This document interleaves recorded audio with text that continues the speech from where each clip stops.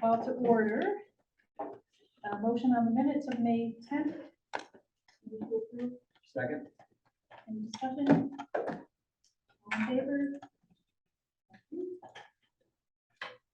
Okay. Status of the 7-12 math rollout. The 6-12? That's okay. Sixth grade did a little move, so. Yes, If I thank start, you. Matt, or do you want to? You can lead out. So, high school books were originally shipped as consumables. That's squared away. We have the hardcover Algebra 1 books. The Algebra 2 and Geometry are on back order, but they sent us consumables to get by until we have them. And middle school has all of their materials. I asked my 3 math teachers, just for some general feedback. Of course, it's been really less than 3 weeks of actual school time, and they did not pilot Reveal last year. They piloted illustrative math, mid-school math, so they're still getting used to it, but overall the feedback is positive. They reference some online resources along with the workbooks and the textbook for Algebra 1. So I think overall it's positive feedback, but it's still early to know more once they get through the first couple of units. And they have a training scheduled for next week for middle school teachers. And I just have to say, my daughter's in Algebra 1 as a freshman, and I've been trying to help her, with math. Because it's hard. And I've been able to figure it out because, at least right now, at the beginning, it's really easy to look back and go, okay, these questions refer back to example A or refer back to example F. So it's really easy to go back as a parent and see what it is the question is actually asking. Sometimes it's in verbiage that you forget about as a parent because you don't use that verbiage every day. So it's nice to be able to go back. I find it fairly easy, so. Reveal has, as I recall, some pretty substantial online things for teachers too. Are they making use of that? Yeah. Are they? Definitely the high school level, because, again, where the workbooks we have the workbooks and the teachers are using them, the consumables for the kids. But I know some teachers are still like, we're ready, we want the books, so. Yeah. But the online resources are many, and it's really easy from the conversations I've had. And the math PLC actually meets tomorrow, so they're gonna talk about it with themselves in their group. But that there's been a lot of positive, feedback from the teachers, that the kids are doing well with it so far. That it's really proving to be a great tool and resource for, people to understand and really have it mapped out. So that it's clear, like, where to start and where to end, and that everything in between. And I recall they also had directed testing. Like if you're doing this well at a testing, here's your homework is kind of this path. And if you're not, then here's the reinforcement ones to get you up to speed. And if you're struggling, here's the ones that are really helping get the solid foundation so you can then get the next ones. Yeah, I think one of my teachers said that there are several online materials with a variety of assessments, which must be what you're talking about. They're very helpful. So, yeah. I'm glad it's going well and the feedback is good. It certainly seemed like a very good, rigorous program. The work was great.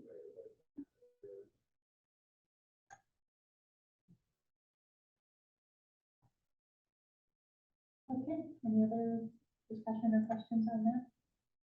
Good work, everyone. Yes. Thank you. All right. Grade 3 through 5, grading system. Sure. So I've had conversations with Adrian and Meredith about the time frame of when we're going to start looking at creating the manual, training up the teachers.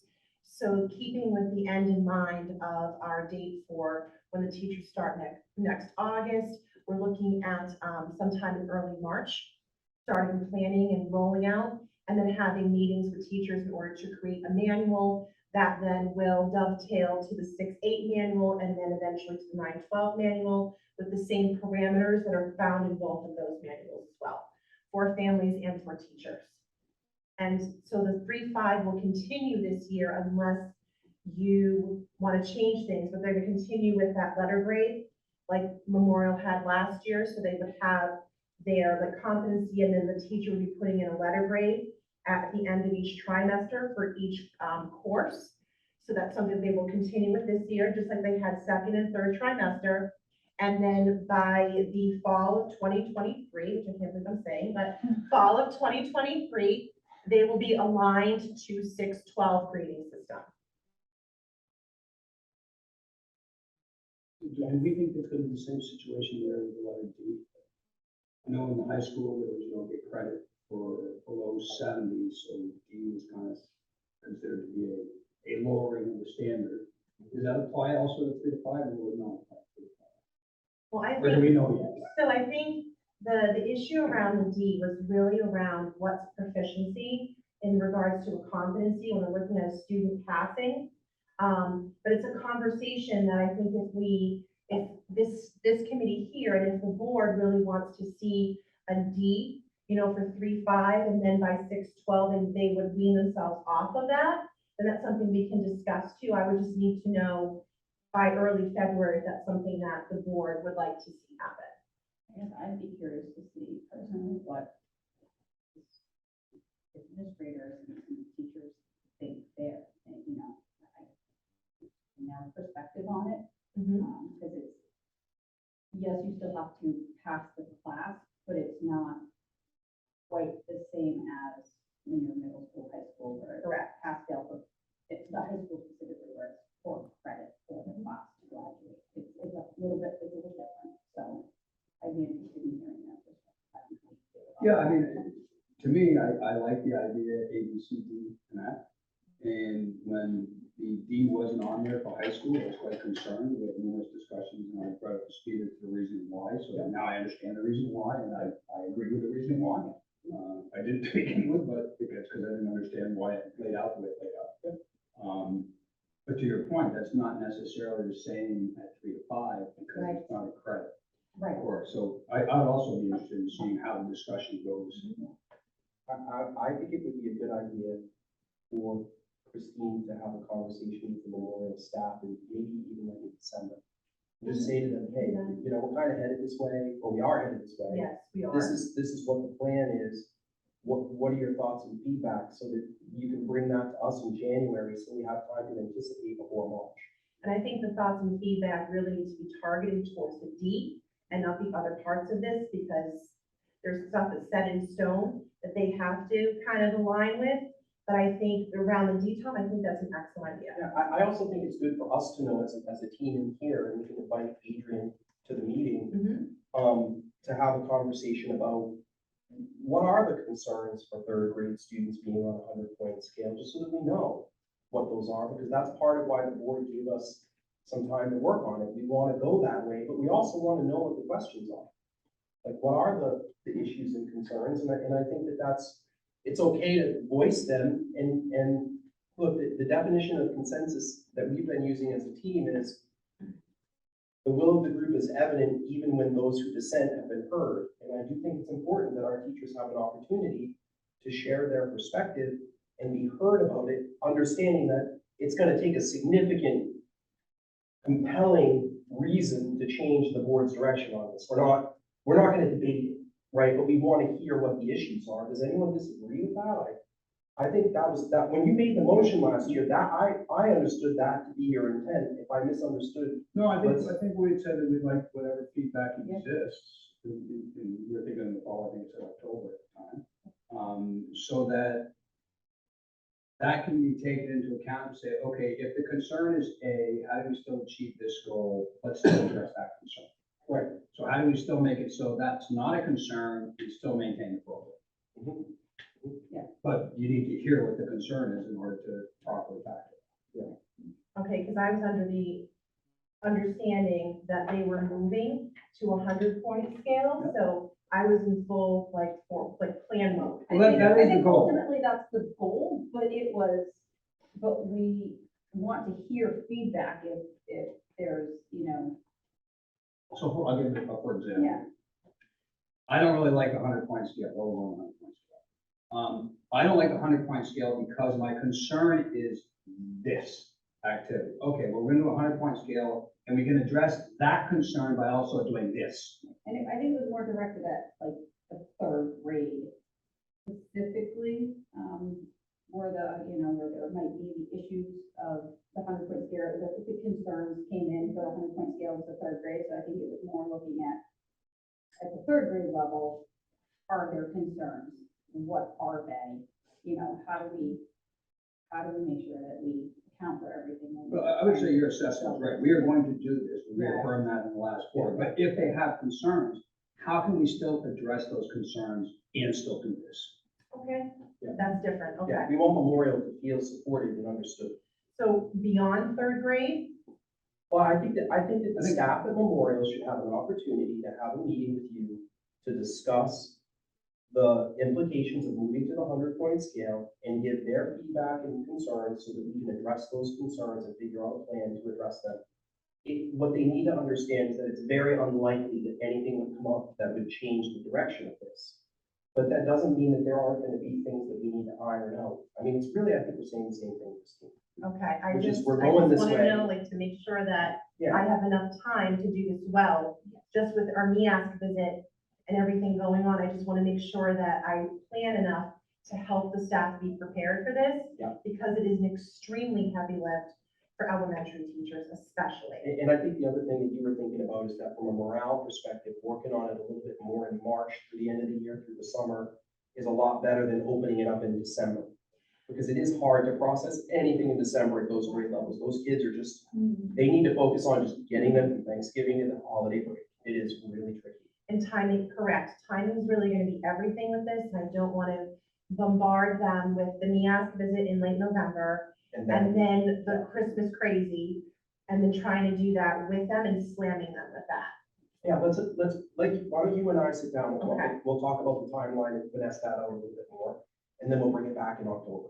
Okay. Yeah, but we'll But be we fine. did, just for clarity's sake, we did reaffirm the goals, the board goals for this year is there will be 0 to 100 Correct. through F grade, third to fifth.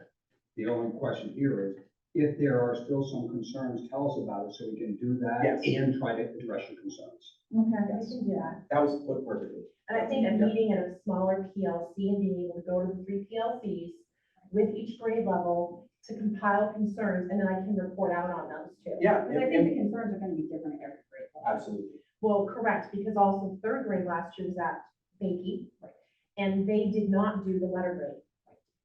Right, so it's a bigger shift for them. Correct. And fifth grade is getting them ready for sixth grade. It's a lot easier at fifth grade. Yes. Developmentally too, it's different. And then, we'll talk about K through 2. I'm sure, that's on the agenda, right? I'm sorry, I didn't. notice. No, not Okay. yet. Let's have K2 on the next agenda. Because K2 is something that needs to be addressed. Yeah, so the goal for the coming year is that we will define something K2. There's no predisposition defined in the goal, just that we will define something for pre-K to 2. And Sean and I have been working on that. Yeah. And what that language looks like and what other districts are doing and what would be developmentally appropriate for a primary level building. Thank you so much, Christine. You're welcome. Any other? That segues really well into our subcommittee board discussion, actually, because I think I would, propose that those 2 goals are are at least 2 of the goals that our committee should work on. The plan, those are the board goals, so, the plan for K2 and, 3 through 5 are separate goals that we adopted at the board level, so I would assume we would want to do those at the subcommittee level as well. Does anyone else have any other goals? What else should we be working on besides anything else? I figured James got 6, but. To me, these are related, and we're already working on them. They're in the strategic plan, the curriculum, and the ask. Yes. Sure, yes.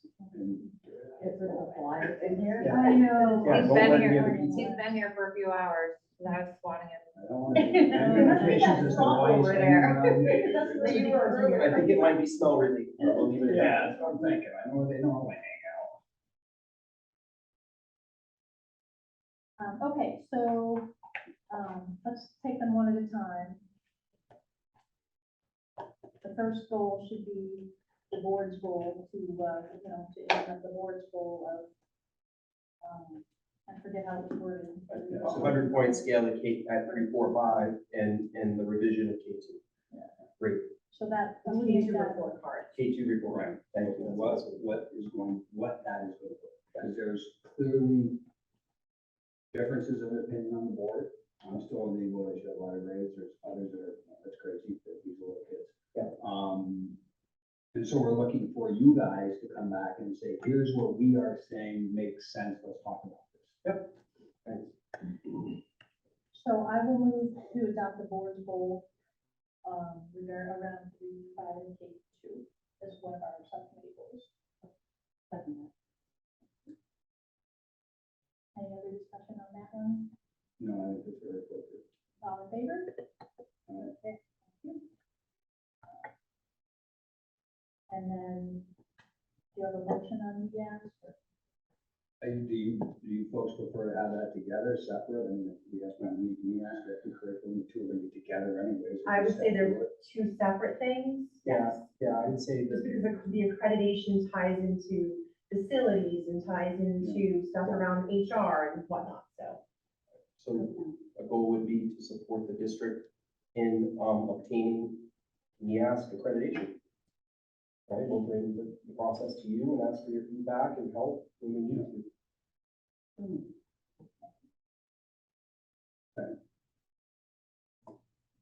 Discussion on that one?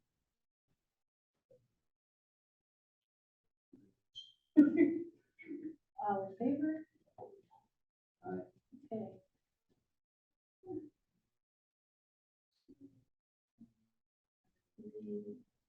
Is the implementation of the curriculum. I don't know how you want to phrase that, there's a lot of, Curriculum documents, the written curriculum documents, Yeah, I think it's roadmaps, whatever you'd like to call them. I think that this. well, I know before I was saying things, well, that's not this, and Yeah. this way. And how would you like that What work? do you What do you What mean? works for you? Yeah. So I really think if it talks about the finalization and use of the curriculum, the written curriculum, K-12. In English, math, science, and social studies. Well, Yeah. the UAs, we have two. Right, but I'm just saying in terms of the goal, let's be careful, because if it gets too big, like math is kind of, in some ways, already done, because we purchased the programs and the books, but we're still looking at the units and supplementing materials and whatnot, Right. that's natural. So they have drafts and they're using them before everything's finalized, because we need to be able to use their directions before they can. Yeah. Know if they're working. So if you, your goal, you make it however you want, I'm just trying to support you. Vision wise, we've talked about this, and I've talked about this with Jen in the past. I think that the belief is the curriculum should be accessible by parents, knowledgeable about what it means, readable by parents in their language. And I know that you had referenced me back to what Timberlane had posted online. Yep. Which was very straight language. It wasn't edge-speak, it wasn't things that people have a hard time understanding and grasping. It was, this is the level of things that we need to learn in this field of study for this grade. And that's the way we wrote ours. Ours are In the same format. Well, because of Jen and I came from the same place and taught the same people to do this, so it's the UBD format, so our curriculum documents are written in that same format. By the way, that happens a lot with the two of them, just. Yeah. No, it's fine, no, sorry, it's great. Yeah. So what's the motion? I mean, what's the goal? We need to, I want to get something down so that when we're at the end of the year, we can look back and. How about the implementation of the curriculum documents, and use thereof for the district? All right, zero. I think thereof might go. Therefore, to how would they, Here, top 4. All right, so. Other discussion on that. Okay, all in favor? All right.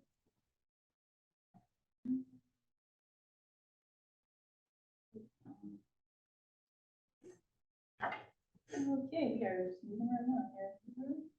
Right, the next item is status of conversion to 24 credit diploma, really, for graduation. So we had ended the committee last year with talking about looking at the number of different diplomas that we award and how many were in each category. So I actually combined my two subjects tonight on the same paper, so you'll get there. You get AP scores as well as diploma types. You saved a tree, good job. I saved a tree. Paper shortage. There is a paper shortage. I was gonna say, is there anything- There's definitely a pasta shortage when I go to Market Basket. Oh, my goodness. Not a problem for me, man. Jamie, you're gonna be really upset about that.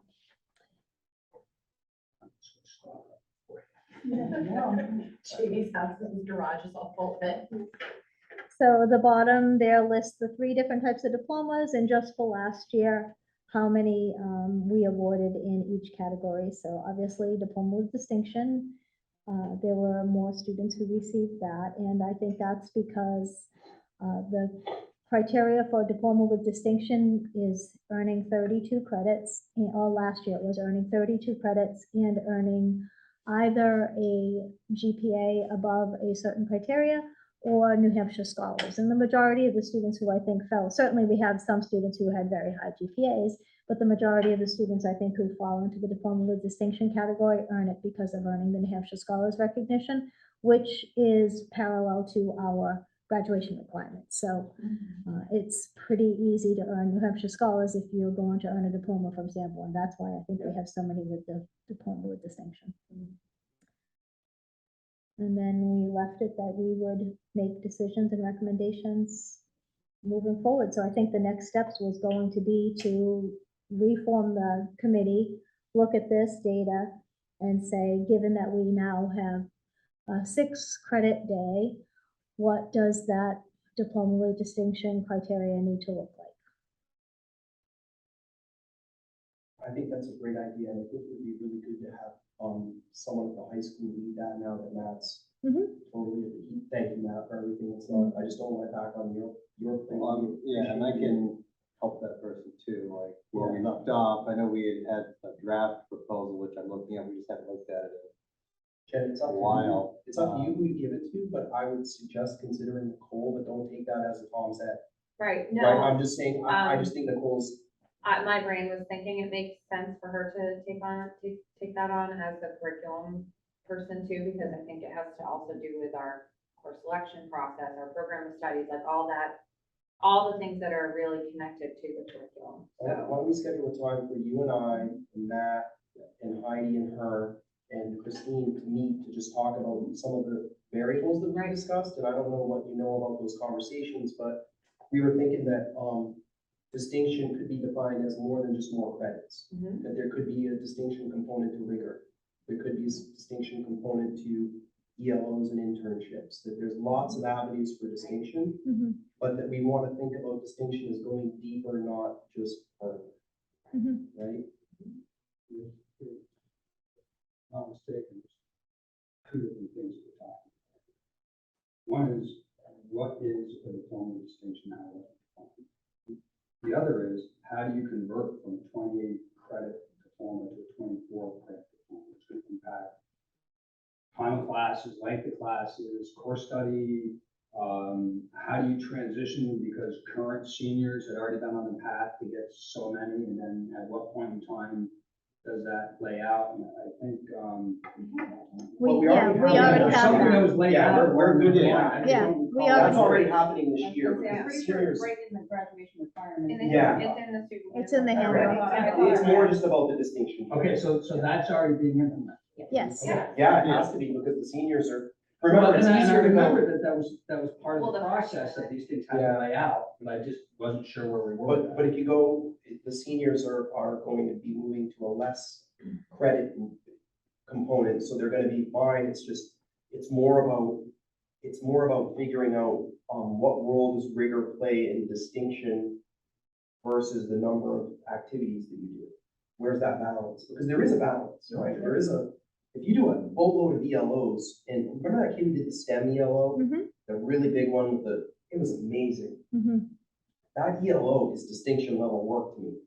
So how do we define that and create a matrix for it so that it's applied fairly to everyone? Because it might have been for me, music, Mhm. right? I did an ELO informally in music. I did some things, I won't go into detail, but I'm just saying that it would have, if they had that at my high school, I would have had an ELO grade with what I did with music. So I think it's different for everyone, and that the key to what makes Sanborn wonderful is that we acknowledge that kids have differences and we encourage those differences. I don't want that lost. I want that to continue to be celebrated with high expectations. Right, I would agree. I would say we want to recognize our students we want a pathway for our students who are in the trades and as well as a pathway for our students who are just taking the traditional college-focused courses. Yeah, And I would say we need to, as we have this conversation, be very cognizant of not requiring things that cost money. So it can't be taking additional SAT tests to right. increase your SAT scores, and then we use SATs as a barrier or as a criteria. Yeah, in my heart, if you said to me like, hey, Tom, what do you believe in for this? My response would be, be who you are and rock it. And show Exactly, me how you rock it. exactly. And then we give you a diploma with distinction when you demonstrate with criteria that you've done that, Mhm. right? I mean, Gene, I was gonna make a joke, but I won't. Yeah, and That's some a good people joke. rock things that you probably don't want to be wrong. That was a good way to put it. So, Academically rock in whatever area you Yeah, you know what I are mean, though, right? proficient Be who in. you are and be the best of it that you Yeah. can be. We'll find good language to Mhm. put in the Right, manuals yeah, and, yep. you know. And Some sort of like, read, you know. not making the SATs a criteria, because there are a lot of schools now that are dropping the SATs. Correct. So people that are going to schools that aren't gonna require them, aren't going to push themselves to go and take extra, like, Exactly. they're becoming less and less SATs. and our- Less and less. reverse course. And our committee work laid out. Different. Yeah, MIT did. Yeah, MIT, and right, I'm yeah. not surprised by a college like that, you know. And I'm for not the two really- kids on here that got a perfect 5 score on the calc, that might go to a school like that, they're gonna do great on their SATs. Yeah. Right. Right, and that's where they belong. Mhm. I just want to make clear, particularly for anybody watching at home, when we say that we're going to the 24, because it's been a while since we talked about this. When we say we're going from a 28 to a 24 credit diploma, it's not a reduction in academic rigor.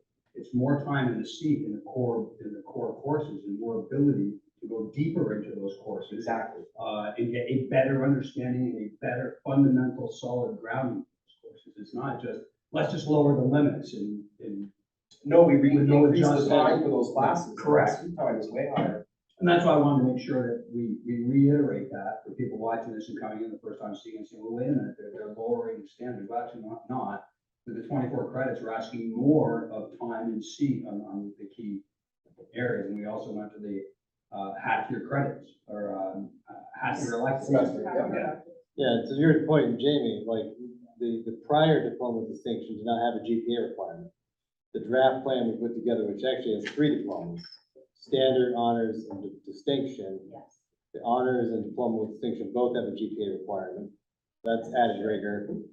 They all have, I think, 9 menu choices of items that students have to hit 3 out of the 9 to be distinguished, or even to receive the diploma with honors. And those are all tied to our portrait of graduate, and they are all not just for the kids who are maybe most academically motivated or looking to go to college, but also kids who might have strength in vocational trades or other areas. So we did a nice balance. We balanced everything out. There's the academic rigor, but then we created a draft that would suit really any student who's, you know, motivated in school to see, you know, push themselves in a certain area. So I just wanted, Yeah, we Minor, haven't talked we about it added for a while, so GPA. I'll just reiterate it for the record. Yeah, we haven't looked at it about 8 months. You know, we Right. wrapped it up last winter, so it's been a while, but it's all, the draft is there, and then a new committee can take that, apply last year's data to it possibly, and, run with it. So you guys are gonna meet, and you'll have a report for us Sure. at the next. Sure, you guys can meet downtown. Christine and I can go. Yeah, happy to kind of just get the ball rolling again.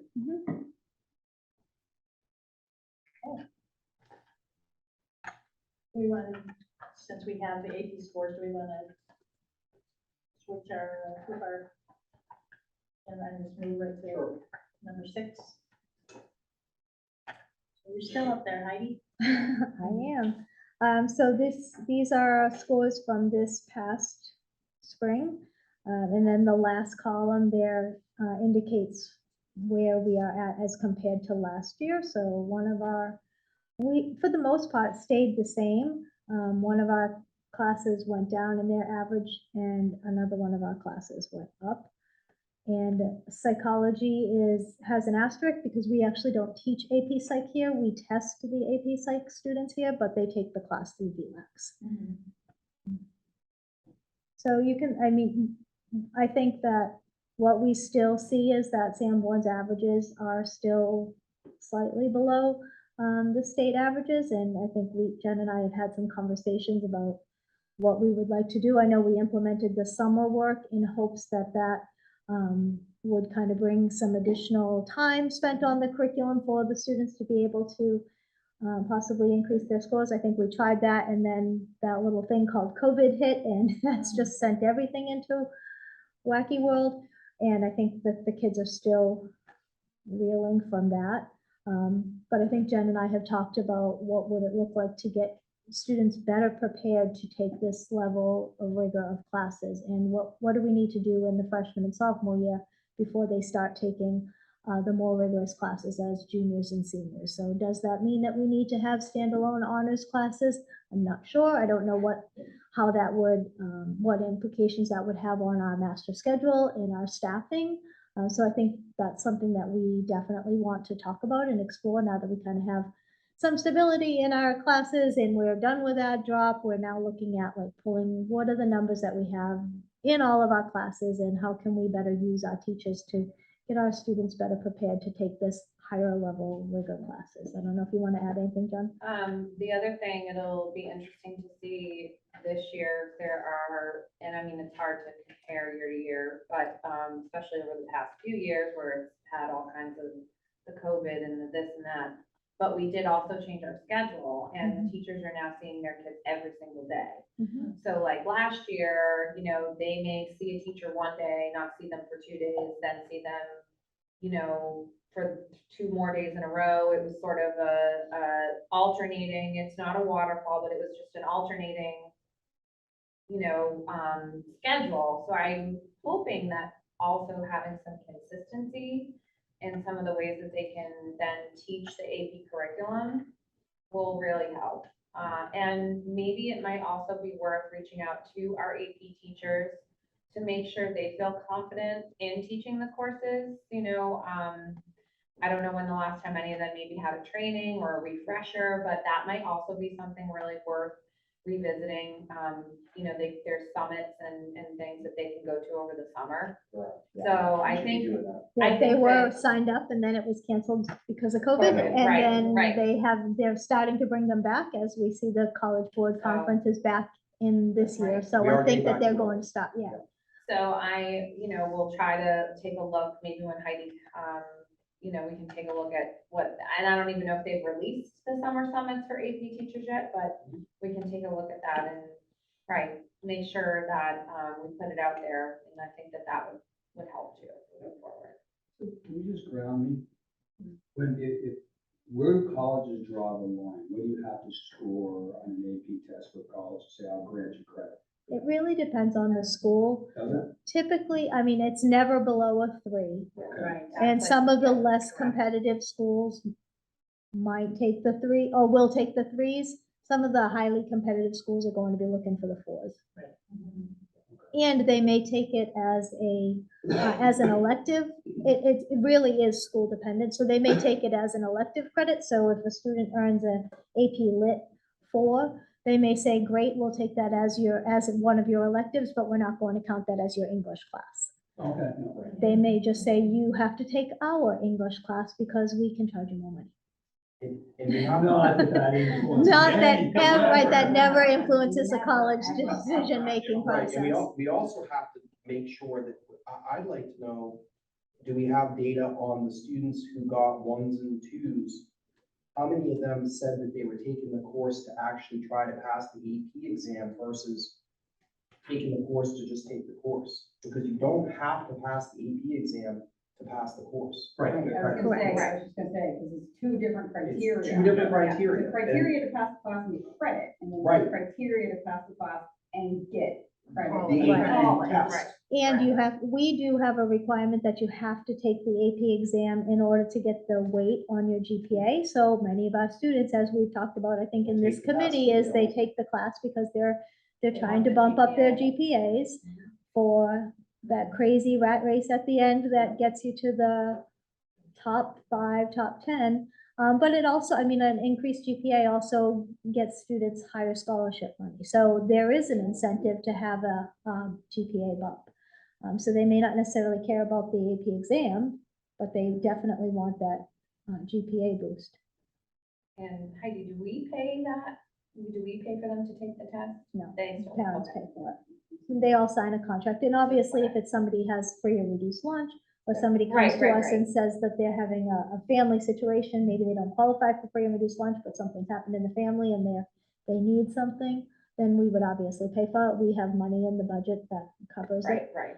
I'm just thinking too on the incentive piece, hopefully at least there's like encouragement. Hey, this wasn't just I just know some schools do pay. Mhm. And then it's like the kid maybe really won't care because it wasn't their money and they just are Well, looking it's still for. not really their money. Right. Let's be honest. Well, Yeah, but you know what I mean, John, they're not. I haven't seen it, I know all about They're it. not going home to someone to, they're not having to tell you, yeah, sorry. No, I- There's you know. there's added leverage. Yeah. So a little bit.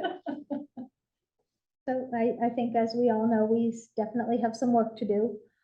But at least we have some plans and hopefully barring no future pandemics, we can, right, fingers crossed, we can maybe get some stability and start moving forward with some of the plans that we've put in place. We've never sent people to the AP institutes. So that's been the plan the last 3 years and then that didn't happen. And I can't tell if whoever taught lit just rocked it, Yeah. or if whoever taught lit Yes, also that's had true. students that really wanted to pass the AP exam. And I want to know from the kids, are you taking the course to bump your GPA, or do you really want to pass this exam? Right. I have a senior who took AP and did not care about the exam. I Yeah. just lived it last year. Yeah. Right? And I think we have to Yeah. remember too, every year we're comparing apples to oranges. They're So different it's kids. different not- kids. Yeah, And some kids, I mean, it's different kids. it is. So they may feel like they're really solidly ready for an AP Calc class, and then they get in there and they're like, oh my gosh, I'm barely holding on. Thank goodness Dr. Young is willing to meet with me every FLT and does everything he can, and I'm barely scraping by with, a 2.5 or a 3.0. And then they get to the exam and they're like, I have no idea. I just can't. Yeah.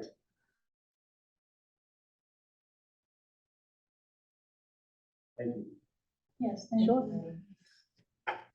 And don't, talk to me about money for those, if they want to go to the summer summits Mhm, for AP, it makes a huge, I used to be an AP coordinator. mhm. So I understand that those summer trainings are very important, because aligning the syllabus to the test is very different than teaching the course. Mhm.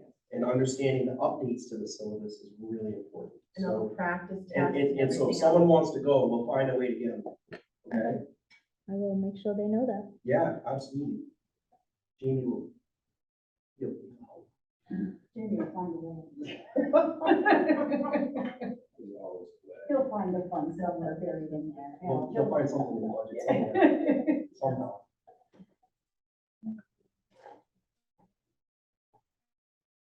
So the last item is NIAS, and I'm passing around just some basics for you. So our NIAS collaborative visit is scheduled for the Monday and Tuesday we return from Thanksgiving break. So it's the 28th and 29th. That's when the visiting team will be here. We heard from NIAS today that our, basically the lead person that's coming is from Bedford, Massachusetts. He's the superintendent, which is fantastic.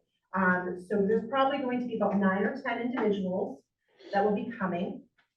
And what they're gonna be looking for is, especially on page 2, which is the back side of page 1, which are the foundational elements. So these are going to be the 5 standards that they're going to be looking at in our school district. Everything says school here, but NEASC has moved to a district accreditation versus individual school accreditations. So from learning culture, student learning, professional practices, what kind of learning supports do we have, and those learning resources. So we need to make sure that we have all of these foundational elements so we can receive our accreditation. Now, that's not to say that the visiting team that attends, and they're going to be from New England schools everywhere. There's going to be elementary people, middle school people, high school people. And the team and the volunteers are going in. They're going to be going into those schools that actually have to do with their field. So middle school teachers will be visiting Matt's building. The person in question that is the lead for this has taught middle school, high school in Maine. He's received a lot of awards. He taught in Andover, Massachusetts, and he was a principal there. So he's got a lot of experience with NEASC. So I'm looking forward to seeing what he and the team come back with in regards to some of our goals. So looking at another kind of layer to the strategic plan. Looking and saying, okay, you might have some of these foundational elements, but within standard 1, you're missing X. So before our decennial visit, which is in December of 2024, we need to make sure we check all of those boxes and provide evidence for our accreditation. So it's 2 years. Yes, because we have, well, This is like a check-in, the way they're doing it now. Yes. They changed it. It used to be, they would come every 10 years for the big accreditation. And then you would have to do a 5-year report. I don't know if they had the 2-year, but now what they're trying to do is like break it up so that this visit is really just a check-in and to review what they'll look at our self-study and then they'll do their own and kind of compare notes and then say, they will oh show us yeah, this. we agree with everything you said, and here are the things that you really need to work on, which are the critical needs parts of Correct.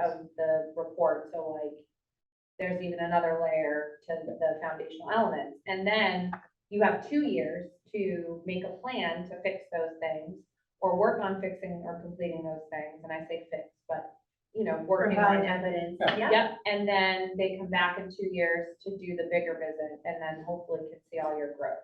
And that's when we will be fully accredited. So looking at that, they're not gonna be able to probably have our report to us probably until January. Honestly, like an official report, and then we will share that here with you folks. I also included a sample school visit.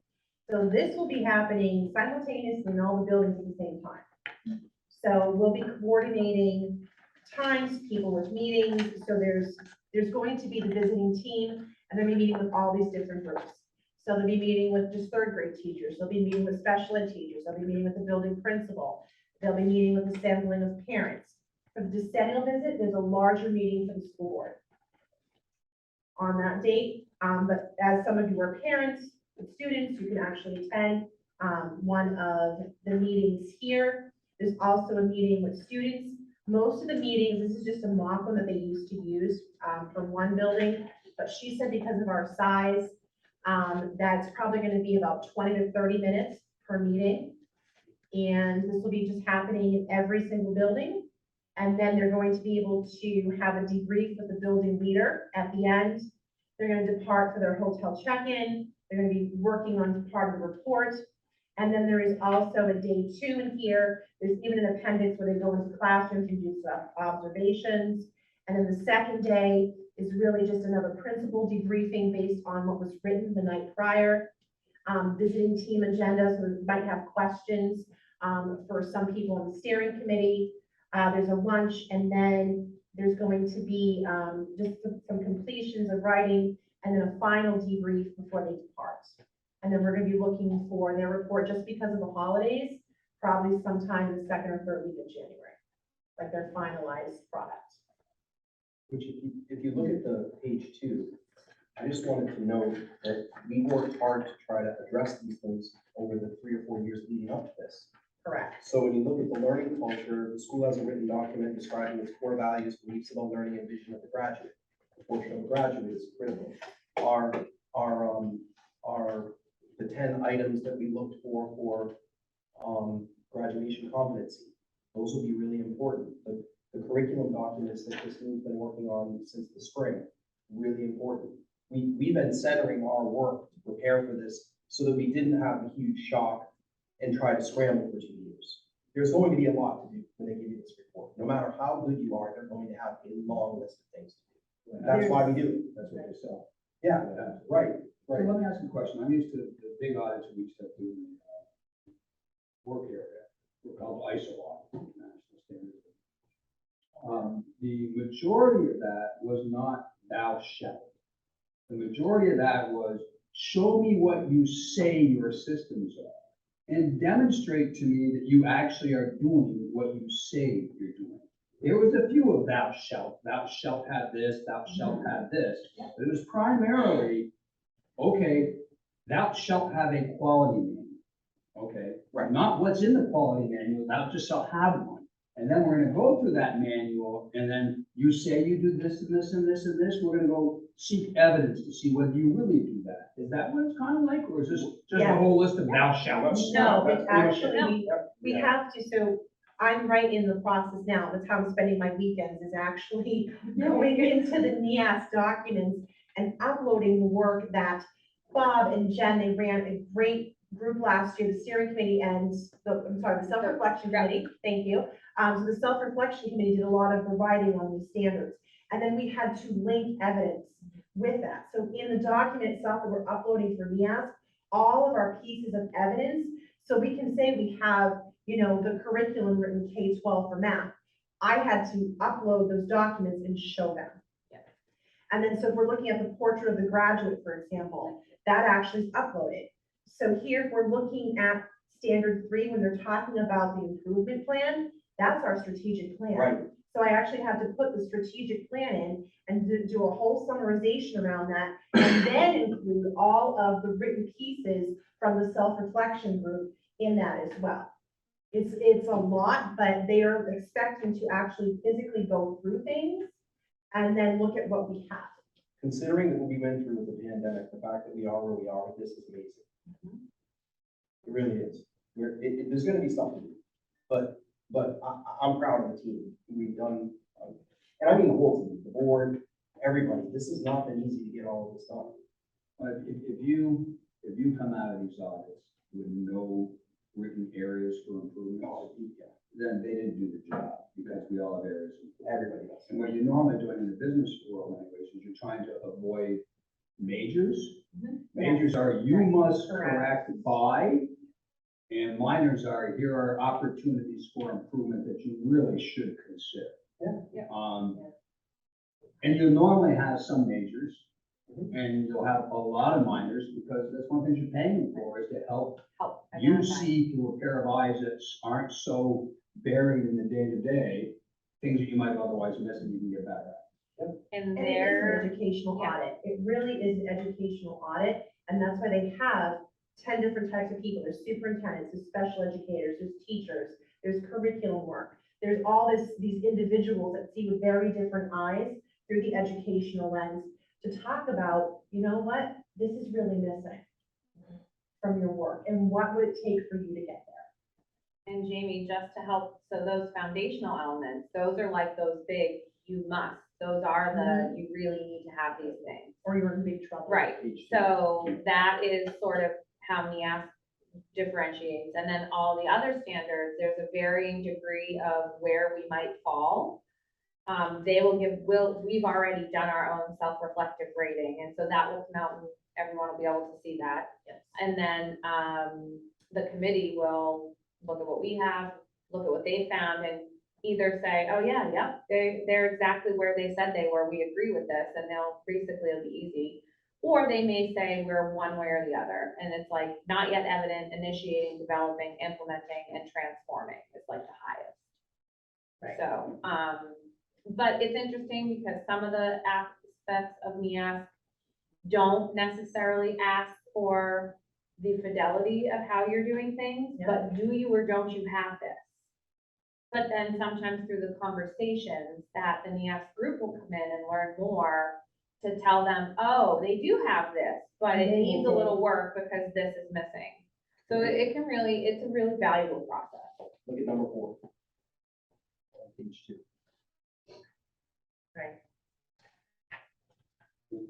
I know we're getting better with that, and we've done a huge step when we created the intervention program. If you ask me to audit it today and tell you what I think that we're doing 50-50 with it because we've had to use the teachers to cover classrooms during the pandemic. It's not that we don't have it, we have a plan, and if you asked me to give us feedback, I would say you need to improve having those people actually working with the kids who need help prior to an IEP. And presumably your self-reflection has identified this and given your own critique as to where we are and why. Exactly. And honestly, I Yeah. think that's something that we did really well. We were very honest and extremely transparent at what we do well, but we are fully aware this is what we need to work on.